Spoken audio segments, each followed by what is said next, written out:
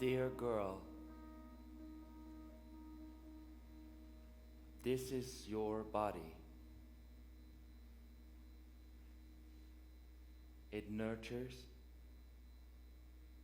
it cradles, it takes care. You take care. They tell you that this is what your body is good for.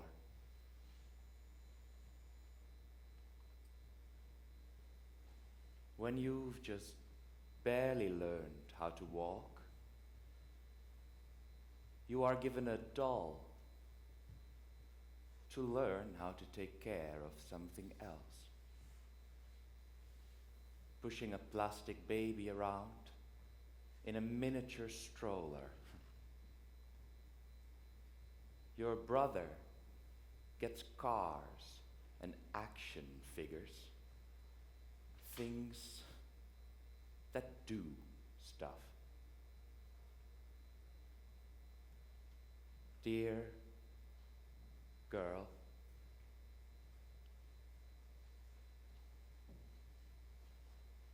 you are taught that you will become a caretaker for a real version of your dog, a baby. And of course, you love your dog.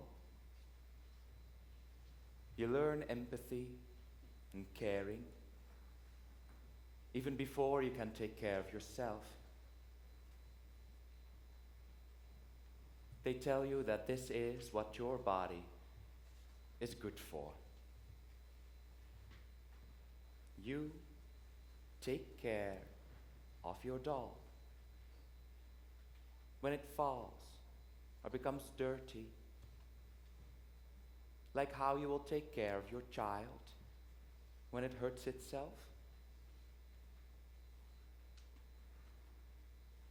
You will take care of cleaning your house. You will take care of groceries and dinner and cooking and cleaning up after you've cooked. You will take care of doctor's appointments and school lunches. You will take care of family visits and parent-teacher school nights. You will take care of the men in your life. Did you know that life expectancy of men drops dramatically once they divorce? You take care of your skin and your hair, of putting the children to bed, and you take care of the children when they stumble into the living room when they can't sleep. When you walk or cycle home, you take care that you don't go alone. You make sure that you are home before dark because you are taught that that is your responsibility. And your body is a fragile but sacred thing. And men will try to take that from you because men are taught that they are beasts with animal-like desire. And you are taught that you are prey, to be hunted.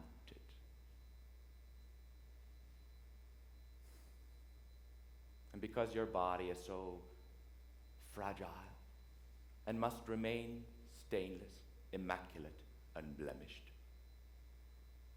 you are taught not to stand out. And so you look down on your sisters in their slutty little skirts. But then you find yourself 22 years old in the waiting room of a gynecologist for the first time because your period is 2 weeks late. A home kit didn't exist yet. The pregnancy test was introduced in Japan in 1990. And so you are called into the ugly room of a clinic to go lay down on a bulky, primitive metal structure. A miserable plastic curtain separates you and a doctor. Soon this will all be over, you tell yourself. But the results are devastating. Yes, you are pregnant. You shiver, even though it's the middle of summer. Inside of you, an unwanted clump of cells that will grow into an enormous parasite waiting to be born and eat away the life that you dreamed of having. You are immediately sure that this clump of cells does not belong to you. It is not a something or a someone to be. It is a mistake, an accident. And yet you also feel panic. How hard it is to get rid of it. All the voices in your head, all the people who have told you it is so very, very wrong what you are about to do. Once these cells are inside of a woman's body, people start calling it unborn life, as if it only has to be born for it to be alive. This blood clot. And for the sake of this blood clot, we make collective decisions on women's bodies. Because think of the potential. This could become a body, a person. We don't make decisions about men, about the countless sperm cells that they squirt on bathroom floors, or flush down toilets, or shoot into a sock. What do you make of them? Where is the political outrage over the loss of potential of these sperm cells? Imagine the heights they could have gone. But once these cells are shut at the crotch of a woman, everyone feels entitled to weigh in. To be 22, on the verge of graduating and making something of your life, looking for jobs, your gaze on the horizon, to then find out that you are pregnant of an unwanted clump of cells. When you leave the clinic, your mind is already crystal clear. On your way, passing people, you avoid eye contact because everyone looks at you as if they know, as if they think it is you, what you did wrong. They think slut or whore or you promiscuous little girl or other polite words that essentially mean the same. They think it is your fault. You should have been more careful, that you're such a bad person, so selfish for the decision that you are about to make. You bad, bad woman. Why else would everyone look at you like that? What are you looking at? You arrive home, alone. You carry this big, heavy secret deep inside your chest. You go through cabinets to find a phone book. You look up a hospital and call a tone. You wait for your turn.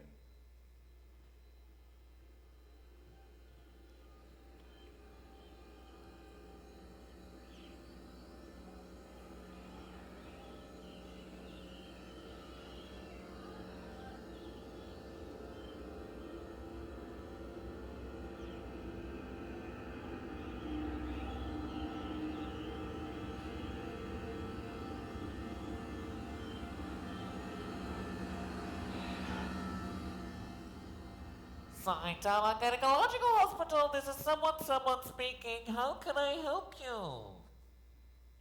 You make an appointment. You say you want to have and then you hesitate. Why is it so hard to say that word? An abortion. You say you want to have an abortion. And in between you and the other end of the line, there is just a quiet buzz. The not quite silent hum of electricity on the line.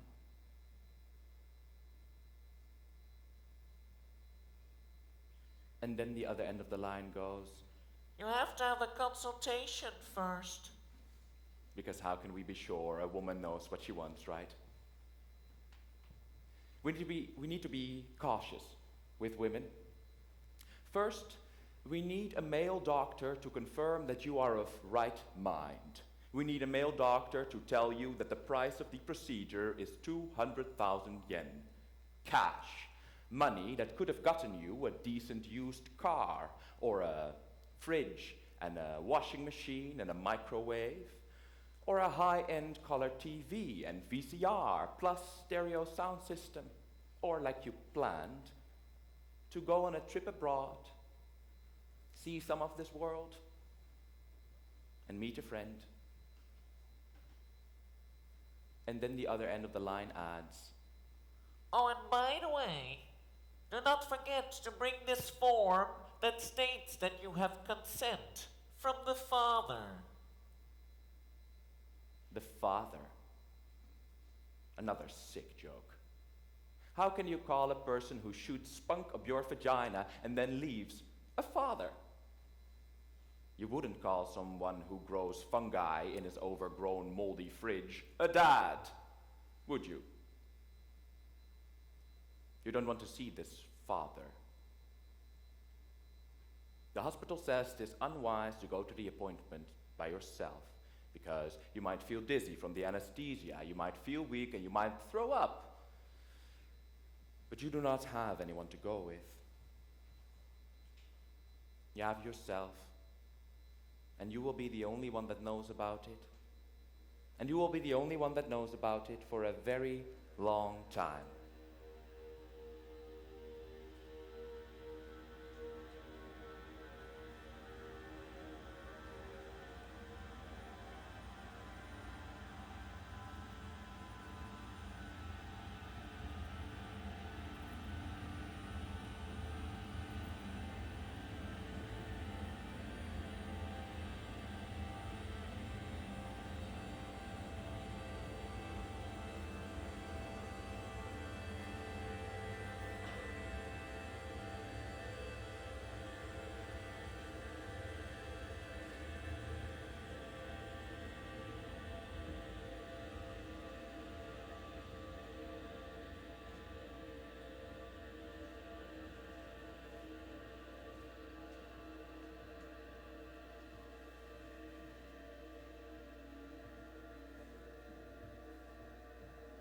Your name is called, and you are led into quite a small room.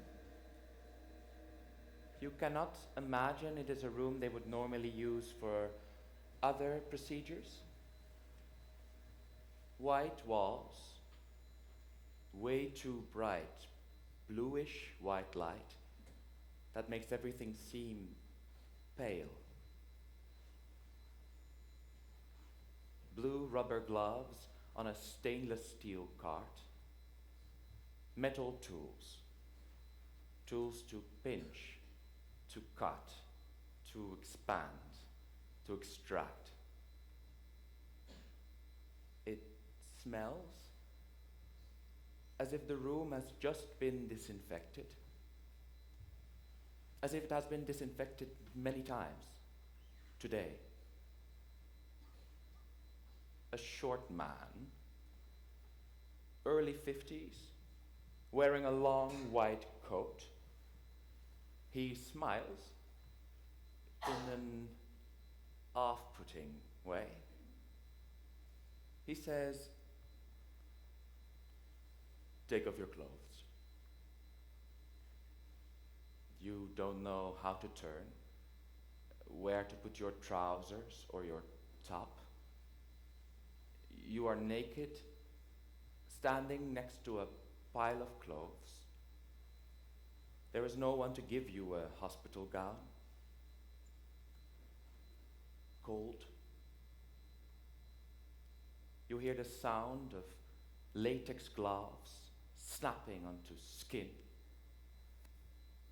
The doctor turns around, fully clothed, under a medical coat, wearing a medical mask, ready. He looks at you with eyes you cannot read.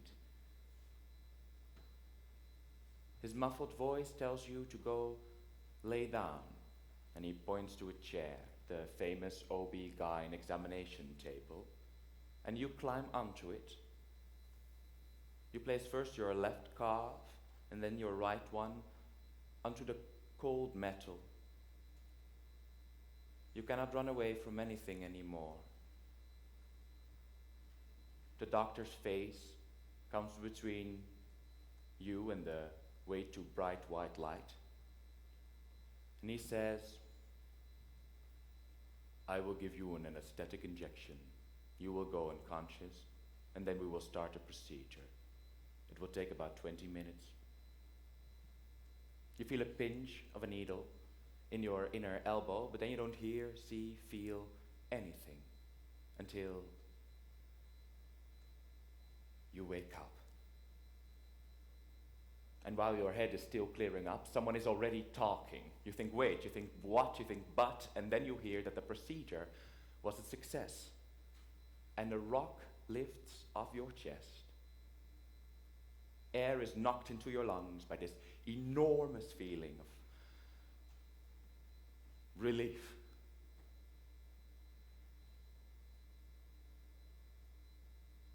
On your way out, a nurse asks you some questions before you can go. Can you walk? Well, obviously, I just walked into this room. Do you have a dry mouth? No. Are you dizzy? Maybe a bit. How dizzy? On a scale of 1 to 10. 4?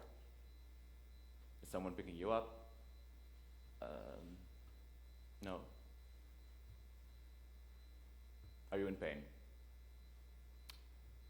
I don't know. I don't think so. Well, you might experience pain later. It's important you remember that pain. The baby hurt even more. The nurse leaves the room, and then you're alone, by yourself, knowing you will be able to live your life.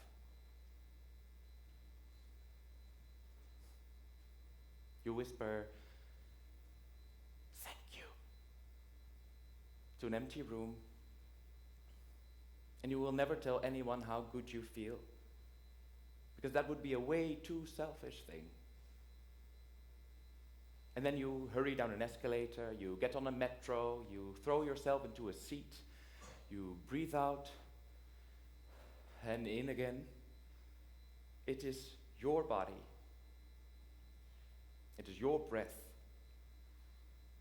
And you have been told over and over and over again not to feel this, but it is what you feel. Relief.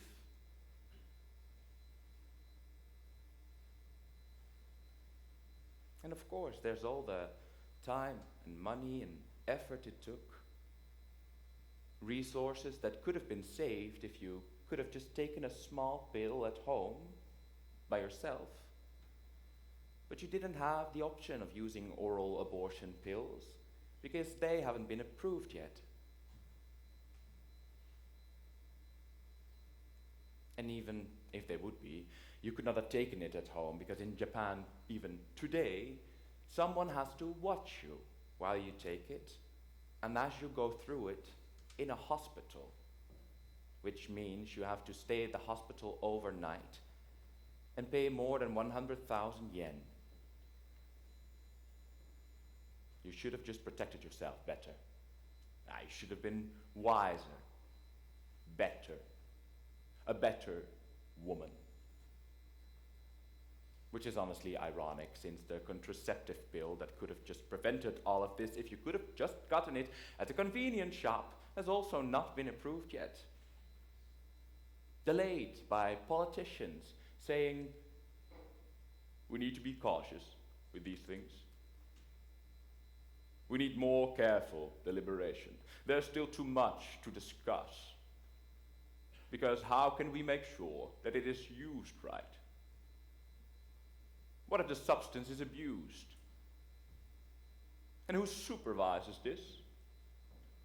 Isn't it risky for a woman to take this pill all by herself? And will women not become sexually promiscuous?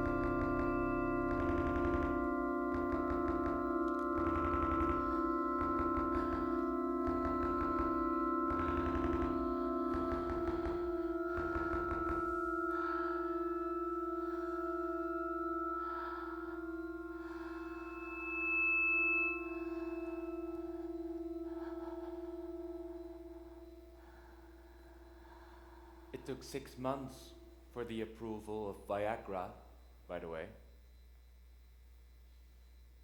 Have you ever heard women talk about being cautious about men taking Viagra? About it being used right? Who supervises the man when he wants to get his dick hard? And will men not become sexually promiscuous? We do not have laws to control male bodies. We have had laws to control female bodies for a very long time, everywhere around the world. Abortion was made illegal in Japan in 1869. Abortion was effectively criminalized in the US in 1873, and in the Netherlands in 1886. The state declared information about abortion and birth control, vital for the survival of many women, to be obscene and immoral.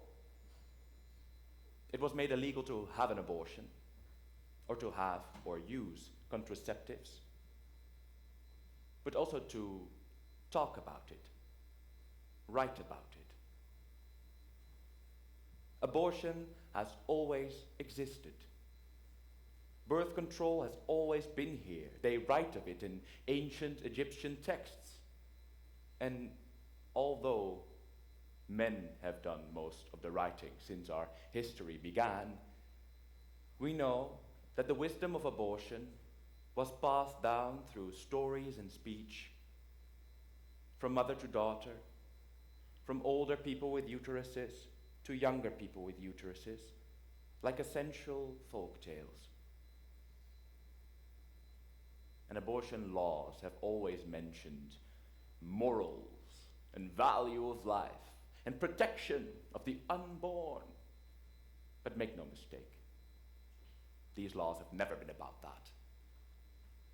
Feminist anarchist activist Emma Goldman was arrested for saying words like, "A woman's body does not belong to the state." It is not a tool for increasing the population. It is completely wrong for the state to try to control women's bodies and reproduction. They were frightening words. In 1918, when you're in the middle of a war, it is not so convenient to have people talk about their bodies and their rights to their bodies. And these words seem to become more and more scary again. So many men who wouldn't dare to call themselves feminists. There are more and more who even think that feminist is a dirty word. They think that it erases real men and real women. They think that we should protect the traditional family, in which there are clear boundaries between men and women. The traditional family, a most successful American export product, backed by big pockets with big money to buy influence, to fund organizations and political parties, to buy influencers that yell their messages into online echo chambers. They yell at you in videos saying everything was better in the olden days, and how you too should long for a romantic past that never really existed. Men were not lonely before. Men were strong, and they wore suits, and they had muscles instead of feelings. They were so strong they could suppress their emotions, bottle them all up like real men do. Men were ashamed of their sensitivity. Men just fucked, and that felt good. Men just worried over the size of their dicks in silence after they came too early and their wives rolled over and sighed. Oh, the good old days in which men decided what, when, where, how.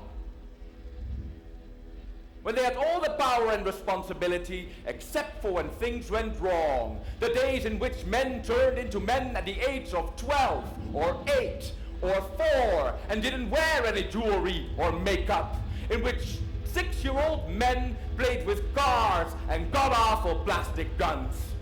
We are very rapidly sliding back to the 1930s, in which apparently men were real men and women were real women. And the so-called alpha male will ask what it is that is so very wrong about that, about men doing man things, and why can't women just be women anymore? Why can I not slowly dry up inside like we used to? This is how I'm meant to be! I am a man! I eat meat a lot!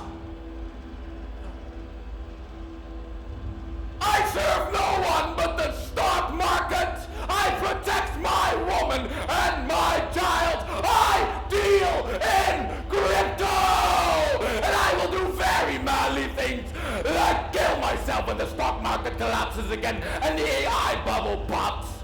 And it's not only the alpha males, it's not only the trad wives, but regular people and the people that we trust to govern countries. Turn on the news and you'll hear Takaichi Sadai say words like protect and family and safety and national values. And what she actually means is that everybody will be somebody else's bitch and no one will have any real bodily autonomy. The women will have to be the baby machines, shitting out one child after the other, and the men will have to be the army meat at the front line, to be blown to bits or to be riddled by bullet holes, all very masculine, very dead.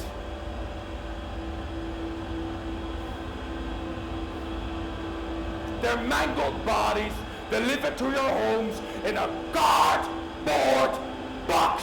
Oh, how lucky we got so good at delivery in the past few years!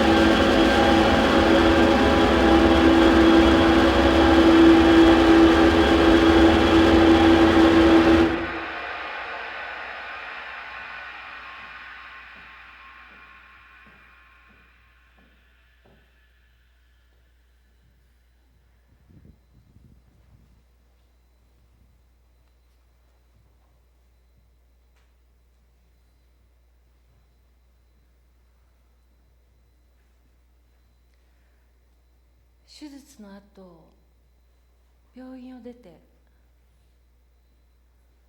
どうやってアパートに戻ったか覚えていません。でもその夜、金属の筒が臓器に当たる感触を思い出して何度か目が覚めました。誰に報告する必要もないし、説明もしなくていい。このことは早く忘れてしまおう。なかったことにしよう。こうして中絶の経験は胸の奥にしまった私の秘密になりました。大学院を修了してゆっくりと音楽家としてのキャリアがスタートしました。でも人生で何かつまずくと、例えば大きなオーディションの前に手首を故障する、病気をしたとき、理不尽な人間関係に振り回されたとき、そういうとき、この日の手術の思い出が、蓋をしてもあふれてくる液体のように頭をもたげました。私は罰されているのか。後悔という感情は一度たりとして持ったことはありませんでした。ではあの時、私はどうすればよかったんだろう。数年前にアムステルダムで出会った友達の話をします。彼女の名前はレベッカ・ゴンパーツ。仲間と一緒に Women on Wave という団体を持っていて、安全な中絶を人権と謳っています。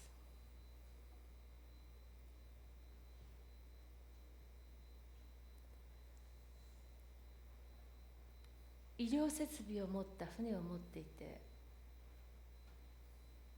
中絶が法律で禁止されている国、ポーランドやアイルランドの港にこの船で乗りつけます。そこで中絶を希望している女性を乗せて国際海域まで進んで中絶をし、また港に戻すという大変過激な活動家です。昨年この京都芸術センターであったレベッカのレクチャーはこのように始まりました。はじめまして、レベッカ・ゴンパーツです。医師で活動家です。2001年に中絶を経験しました。今日の私のこの話も彼女に倣ってこのように始めるべきだったかもしれません。こんにちは、向山智子です。ピアニストです。アーティストです。22歳の時に中絶を経験しました。そしてごく最近までこのことを誰とも話してこなかった。それどころか、何かうまくいかないことがあると、若い時に中絶したせいで罰が当たっているんだというふうに思ったことが何度もあります。この話をレベッカにしたら、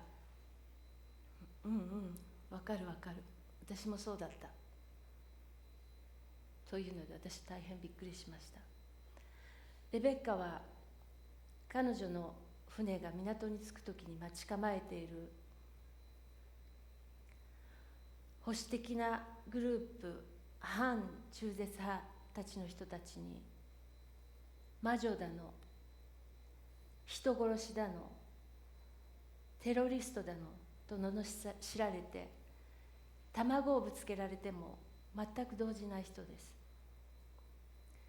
そんな彼女が自分の中絶にわだかまりを持ってたということに、私は大変驚きました。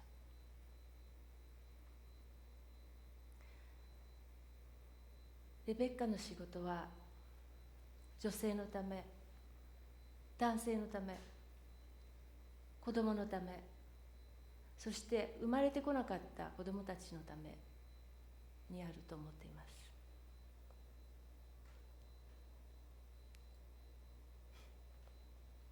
この体は私の体です。この体に起こることが私が決めます。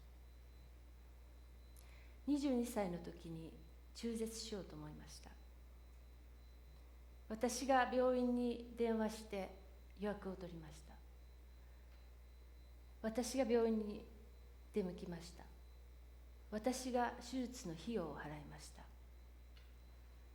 なんで恥じることがあったんでしょうか。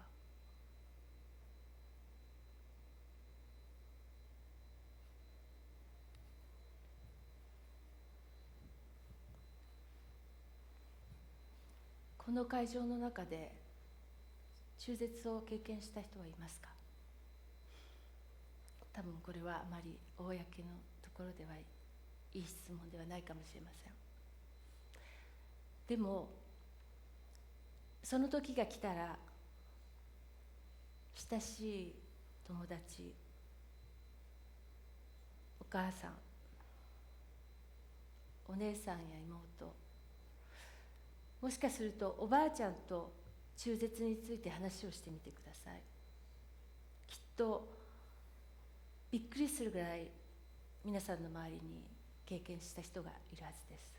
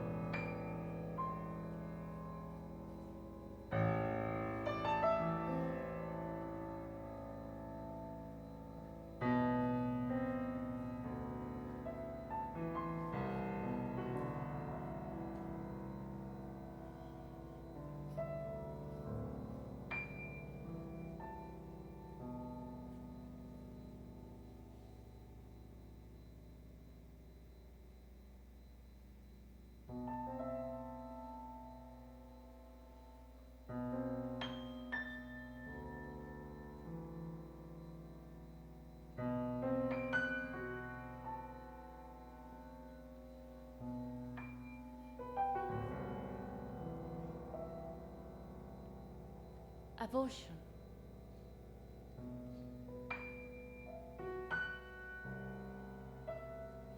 Abortion pill.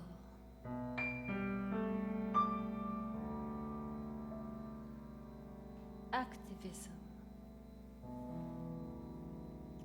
Advocate.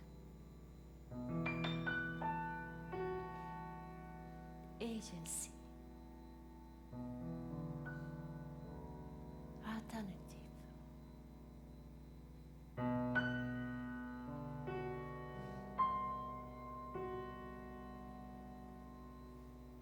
Anarchist.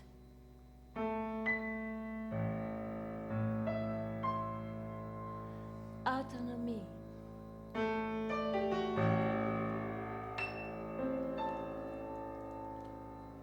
Bias.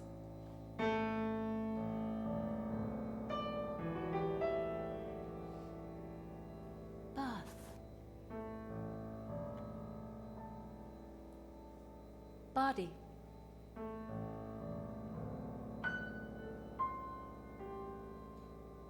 Buddhism.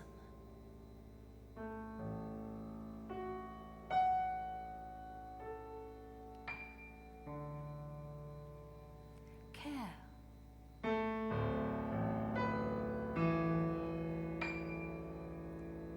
Catholic Church.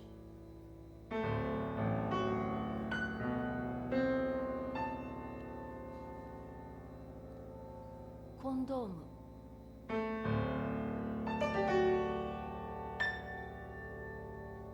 Consent.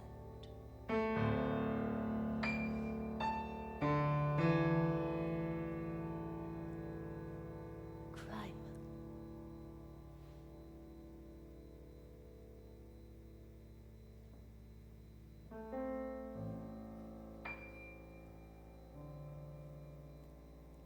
Discrimination.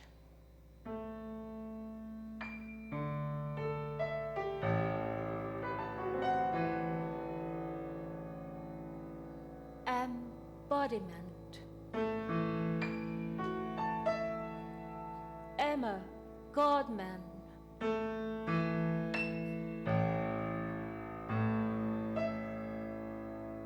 Family.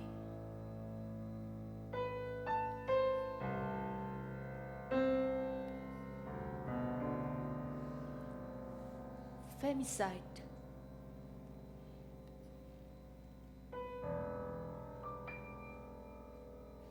feminist, fertility,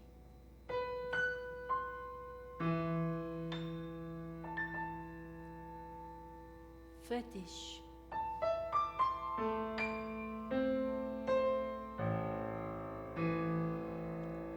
gender equality,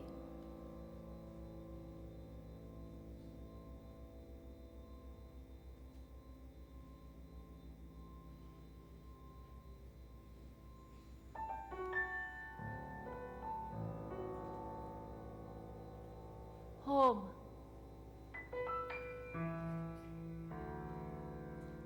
house,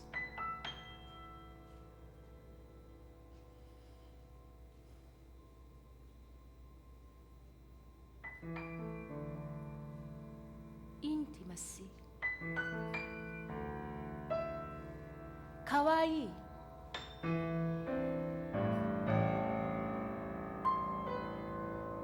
マーグリット・サンガー、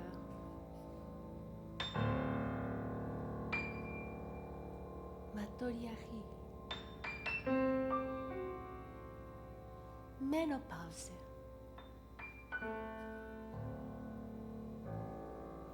menstruation, me too,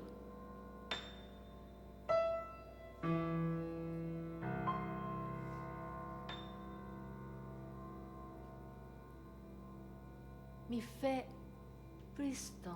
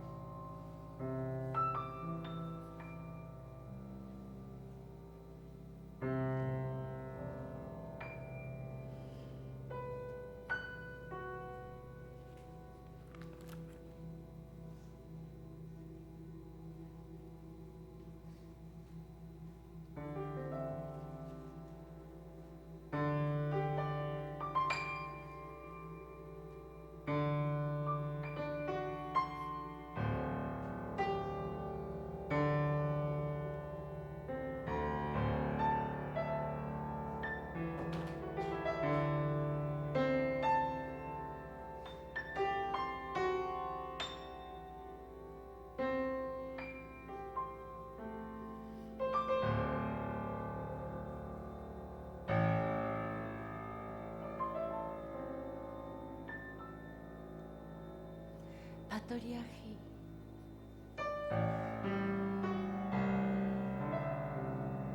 penny royal,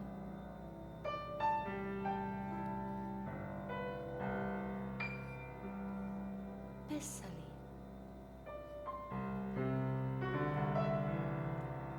polarization,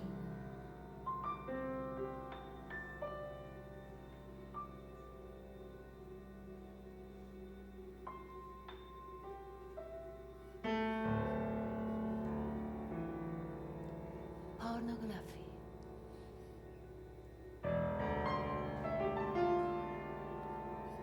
power,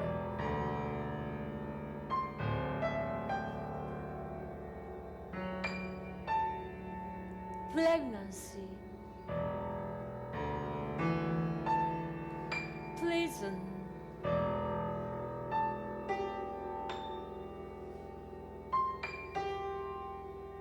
privilege,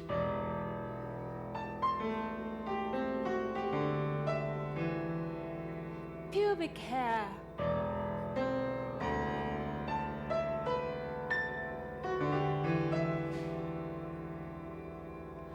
Rebecca, Gomparts,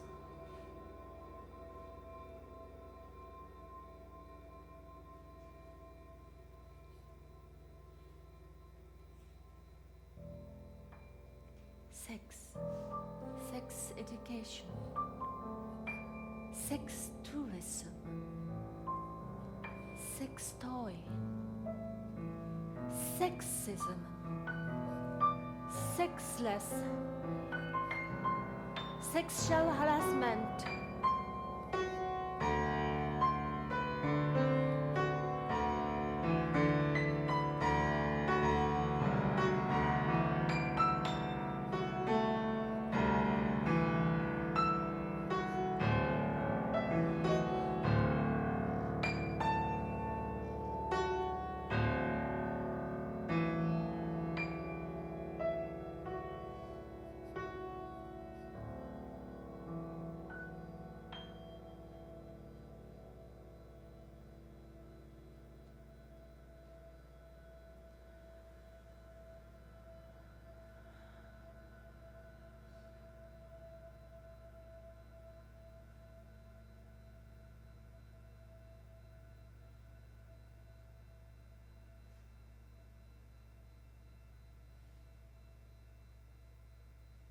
Shiga Akiko.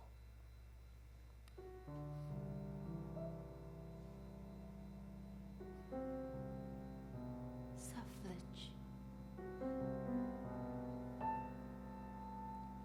surrogate, taboo,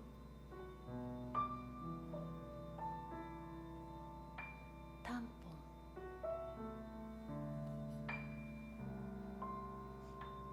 telemedicine, transformation, transgender,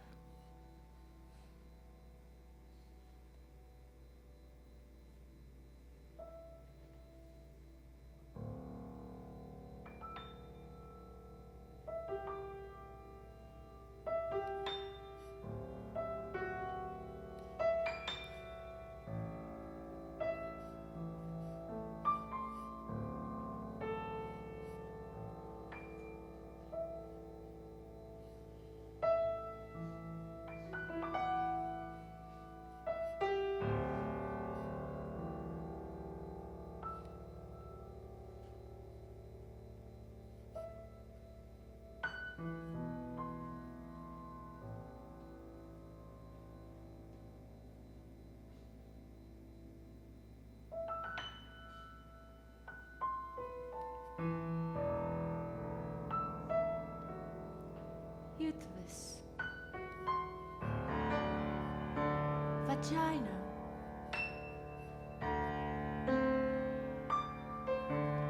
vessel, virginity, vulnerable, vomp,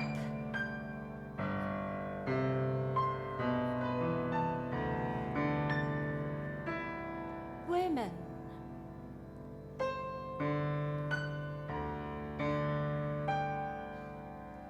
women's body,